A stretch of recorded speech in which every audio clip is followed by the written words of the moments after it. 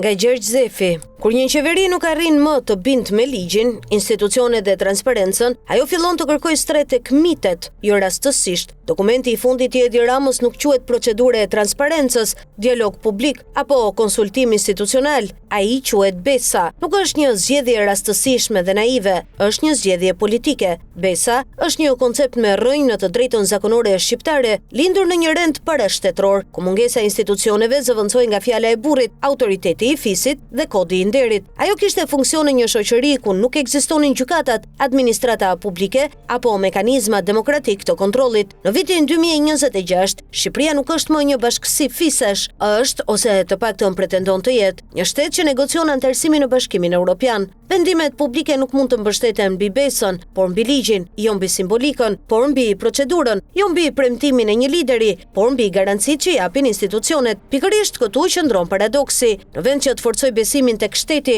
kryeministri kërkon të ndërtoj besim tek vetja. Dokumenti nuk flet për fuqizimin e institucioneve, por për një proces që identifikohet me një koncept moral, sikur garancia për drejtësinë e vendimit të mos ishte kushtetuta apo ligji, por fjala e kryeministrit. Ky është një regres politik. Kur pushteti fillon të komunikojë përmes simboleve të rendit tradicional, ai pranon në mënyrë të tërthort se nuk arrin më të bindë përmes rendit institucional. Historia një plot raste kur pushtetet në krizë janë rikthyer tek mitet, identitetet fisnore dhe simbolika emocionale për të kompensuar mungesën e besimit tek institucionet. Është një mekanizëm i vjetër. Sa më i dobët të jetë autoriteti institucional, aq më e fortë bëhet nevoja për autoritet simbolik. Nuk është rastësi që projekti i parë që vendoset nën Bes është ai i Zvërnecit, një nga konfliktet më të forta mes qeverisë, komunitetit lokal dhe organizatave mjedisore. Pas vitesh përplasje, vendimarrja nuk kërkon të rikthejë besimin përmes transparencës së plotë dhe përgjegjësisë ligjore, por përmes një metafore kulturore. Ky nuk është modernizimi i qeverisjes, është estetizimi i pushtetit. Shteti modern nuk kërkon bes. Ai kërkon prova, dokumente, procedura, kontroll dhe llogaridhënie, pikërisht sepse njerëzit nuk janë të detyruar të besojnë te karakteri i qeveritarëve.